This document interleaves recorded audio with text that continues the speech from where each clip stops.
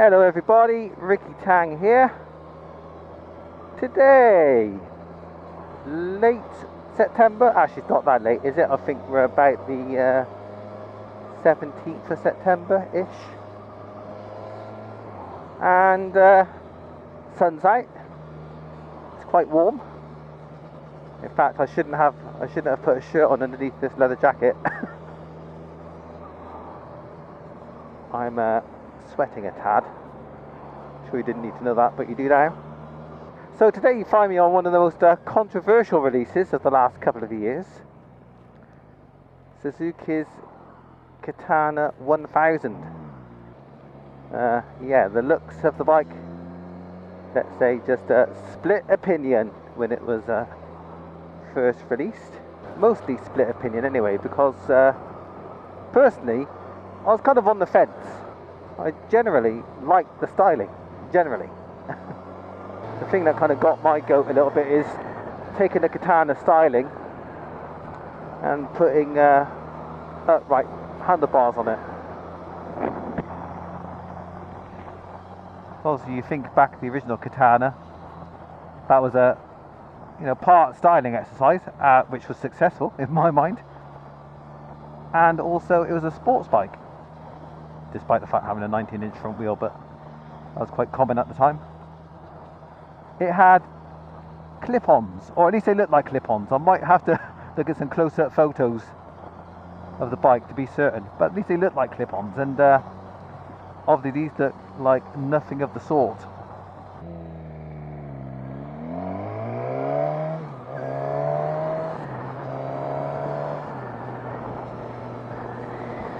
Now this machine, as you'll see shortly when I go for a walk around, is in what I think is the better colour scheme. All black with a couple of red accents. I think that helps its case. But yeah, I like the style, I like the colour, and basically I like the riding position. So far I've done about 3 or 4 miles. And unfortunately it's one of these machines that have got very few miles on the clock. Let's have a look. 8. So literally 8 miles on the clock. So unfortunately I cannot take many liberties. But good thing is, being pretty much 1000cc, and I do think it's 999cc, there's plenty of power and torque to be getting on with, up to about 5,000, 6,000 RPM anyway. I sat on this bike recently during Fraser the Gloucester's open day. Oh, thank you, Fraser the Gloucester, by the way, for the loan of this bike. Much appreciated. Whoa, this is exciting. So I sat on it the other day, the other week in fact, and I've got to say, without actually riding it, I really like the riding position. And that's what made me start to look at this bike in a bit of a different light. So yeah, I was quite taken with the riding position. Like I say, or like I mentioned, you got these upright bars. They're not too far away, they're not too far of a stretch. My back is lent a little forward, 5 degrees or something like that. It's not very far forward. In fact, if I scooch forward in the seat, I could probably sit bolt upright, just about. So it's a nearly upright riding position. Pegs are swept back a little bit, not a lot. It's not too sporty, to be honest with you. Despite the styling, it's a fairly conventional riding position. The pegs aren't too high, my legs aren't too scrunched up for my 32-inch inseam, inside leg. One thing I do like quite a lot is the induction noise again. Seems to be a common comment of mine. I think nowadays bike makers do put some effort into how the bike sounds to the rider between the seat and the handlebars. But it does sound beefy. Just makes you think you're on a big engine motorbike, which of course you are. If I take a little look at the controls, one thing that caught me out when I left the forecourt earlier, I stalled twice in quick succession. The clutch at the very early biting point. It's not span adjustable, it's only just kind of cable length adjustable. So I've adjusted it out a little bit. But it's the exact opposite of my BMW. That also hasn't got a span adjustable lever, but the bike's very late.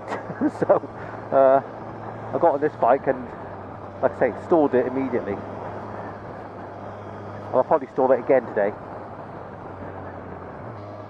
Front brake, the front brake is span adjustable, and in terms of switch gear, there's not an awful lot of it. This bike, similar to the GSXS 1000 I rode recently, possibly even the last video, there are no rider modes on this one. It's just got 3 traction control settings and off, and that's kind of it for rider aids. I mean, it's got built-in ABS, which I imagine you can't switch off. I'm pretty sure you can't. The switches feel rather traditional,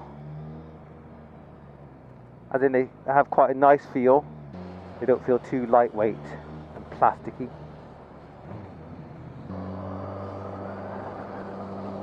Oh yeah, I remember how bad this road is. This road might be a test of throttle mapping, see if it's snatchy, and suspension. Oh my god, I think this bridge is going to have to go in for some repairs. Oh, look at this road, man. Oh, Jesus. Almost made me fall off. Good thing is, though, there's some real good bump management. Real good bump compliance.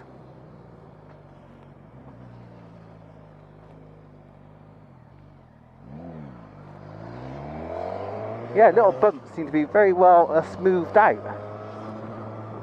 I don't feel that. I haven't felt that on too many of the bikes I've ridden. On bumps like we've just, or potholes like we've just been over on that road. A lot of bikes have felt a little harsh over those, but this soaked them up quite well. That's definitely a good thing in its favour there. What was the throttle like over those bumps? I didn't mention that. I think there's a little bit of snatch in the throttle, unfortunately. But I think possibly a little bit better than the GSXS 1000. Possibly. Yeah, it might be the same. It might just be in my mind. Right, so here we are. Suzuki Katana 1000. The styling is not to everybody's taste. I get that. But for me, the basic styling of the bike, the inspiration that they took from the original Katana, I think it's a good job. I'm just still not quite sold on the use of upright handlebars. But the thing is, if this bike somehow came with clip-ons like the original, I probably wouldn't even, remotely consider the bike. I'm not a big fan of clip-ons, not anymore. So I can kind of see why they did it. The people with the disposable incomes are the ones that are probably maybe a bit beyond clip-ons. On the whole, there are always plenty of exceptions to the rule. I like the red Suzuki branding there and the red Katana sword. 147.5 horsepower at 10,000 RPM apparently, according to the specs that I found. And 108 newton meters of torque at 9,500 RPM. So getting on there in terms of revs, up towards the 10,000 RPM area before you kind of get the most fun out of it. But the good thing is, so far what I found is that it's quite torquey, kind of in the low mid-range, 3,000–4,000 RPM. It seems to pick up quite well and pull on to the mid-range. Unfortunately, I've got to stop at the mid-range because, like I said, the bike's hardly got any miles on it. It does kind of look futuristic to me as well, like the original one did. I wasn't really around when the original one was released. I started with motorbikes probably really in the late 80s, early 90s. by which time, yeah, the Katana had kind of been and gone. Oh, I better turn the ignition off. Don't have to bump start it on the, on the grass, do I? But its influence was still being felt. There was still plenty of magazine spreads and articles of katanas and modified katanas. Brakes. Front, dual discs, Brembo 4-piston calipers. Not the beefiest Brembo calipers you can find, but they slow me down pretty well. I think the problem is we got a new bike, new brakes, new brake discs, brake pads. So I think need a bit of bedding in. The brakes feel a little soft, but I've not had to use them in anger yet, so we'll see. The disc size, 310 millimeters on the front, 240 on the back, with a big old school looking single piston caliper there by Nissan. But we have got ABS. We also have fully adjustable suspension, which is nice. We've got, I believe, compression damping at the bottom there. We got preload and rebound damping at the top. Same again on this side. Yeah, I can see the adjuster for compression at the bottom, so compression on both forks. Don't mind me, that's I'll say hello, dog. Come here. Hello. It'll be a YouTube star now. Now, where was I? Now I don't know how adjustable the rear suspension is. Now let's have a look. Can we find out? I'm getting down on the ground. Ugh. Wow, I can see an adjuster. How the hell are you going to get to adjust that just beyond my fingernail there? That I believe is rebound. I suspect the bike hasn't got compression, and you've got a ring at the top for preload under the flap. Weight of the machine, 215 kilograms. So that's about 10 kilos heavier than my BMW. But it's all right to pick up off the stand and push backward and forwards. It's not overly heavy feeling. And when you're riding these big handlebars, the riding sensation, it feels quite light. So no big issues there. The seat height, 825 millimeters or 32.5 inches. That's actually quite high, and I do feel a little bit high on the bike. A little bit like the Z900RS, I think. That's slightly surprising seat height. So you do feel quite high in the air compared to some naked bikes, to some roadsters. But I got my feet almost flat on the ground earlier. The balls of the feet easily go down. I almost got the heels down on both sides because the seat's quite nakrow at the front. As you can see, wow, that is quite narrow.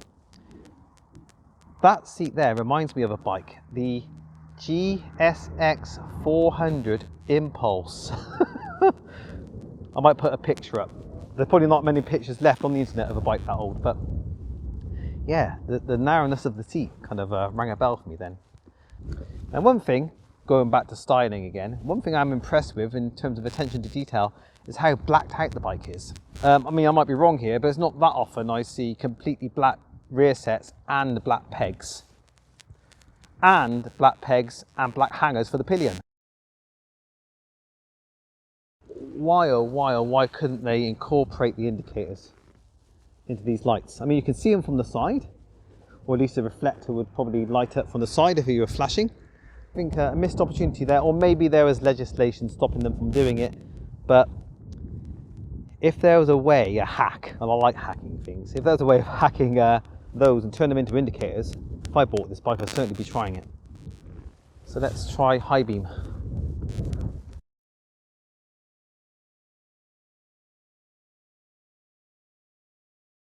Yep, it's all there. There you go.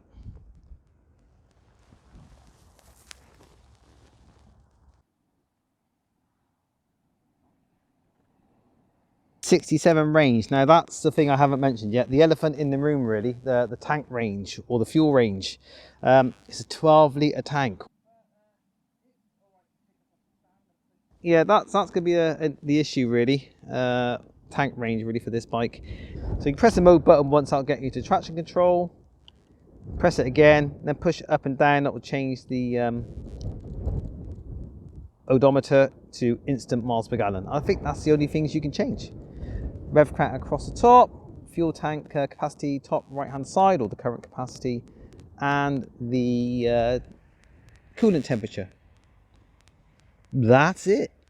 That's pretty much it. Oh, and a clock in the bottom middle there. So far, it's quite pleasant sitting here on the Katana. One thing that might prove to be a problem whenever I get a chance to use a few more revs, it does feel a little bit tingly, vibration wise. A little bit through the bars and through the seat. I haven't done enough miles to kind of figure out whether that's going to be a problem or not. In a straight line, this wouldn't be probably far behind my S1000R. It wouldn't be that far away, wouldn't be disgraced in a straight line. Now we're doing a bit of speed, and first chance to see what the wind blast is like. It does feel a little bit like it's being churned up by the fairing. Doesn't quite feel like a constant wind pressure. Seems to be hitting me in waves slightly.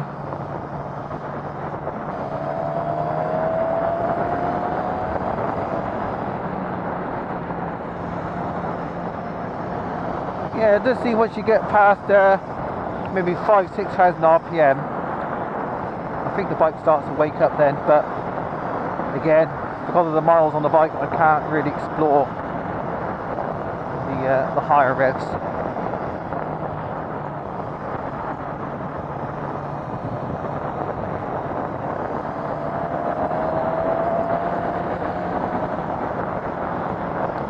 But I can try the brakes. Well, just give them a good squeeze.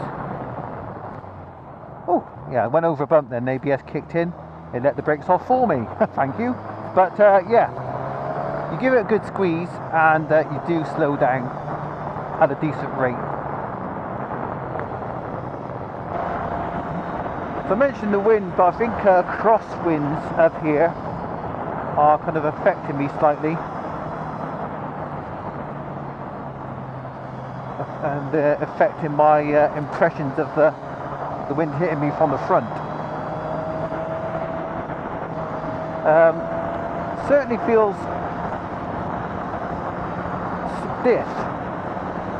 Very similar actually to the GSXS 1000 that I rode recently. Yeah, that's interesting.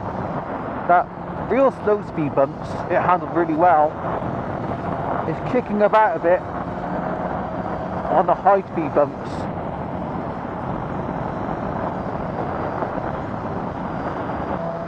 There is no quick shifter or auto blipper option on this bike. Get over your bell end. So if you want quick shifts, you've got to do it the old fashioned way. Drop the throttle, do it clutchless. But it seems happy enough with that. Going down the box, that's more than doable as well.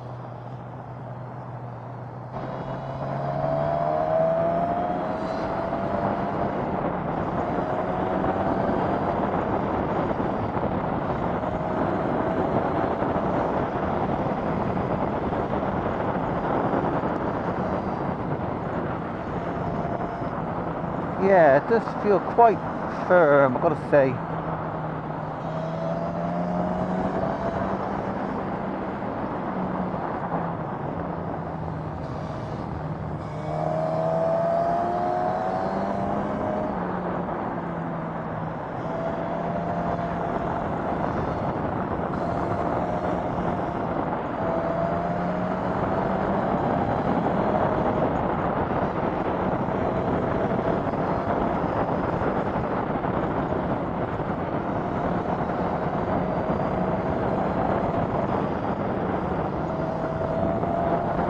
up the front. By accident, I mean. Ooh, sorry.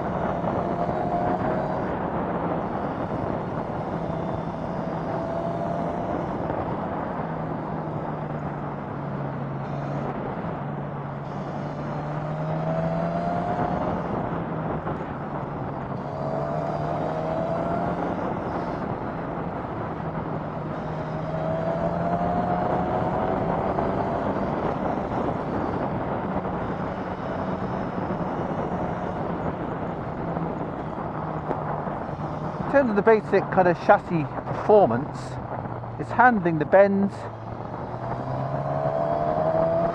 very well. It's not wobbly. Quite the opposite. Yeah, it does feel quite firmly sprung.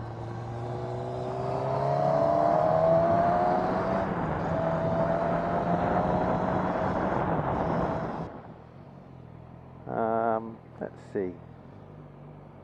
Like most bikes I've ridden, I think the balance is good. No surprises. I'd like to know at what speed the bike will tick over at in first. What's it say? 9 miles an hour. Ticking over in first. 10 miles an hour. Don't think I'm doing quite 10. I think the speedo's overreading slightly there. Throttle on off behaviour.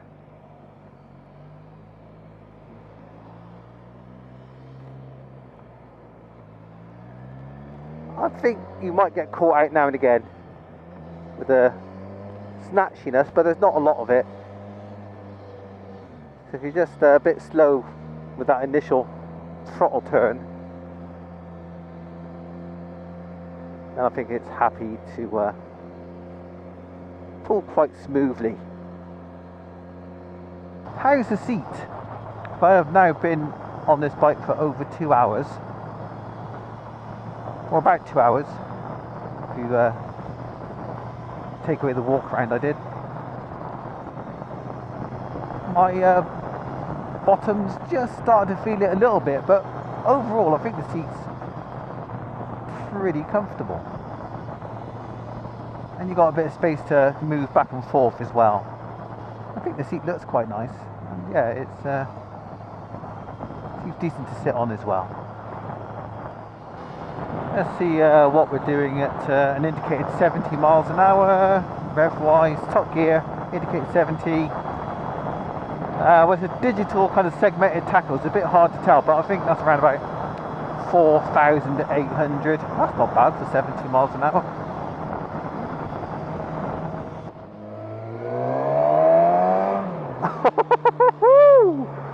Naughty bike.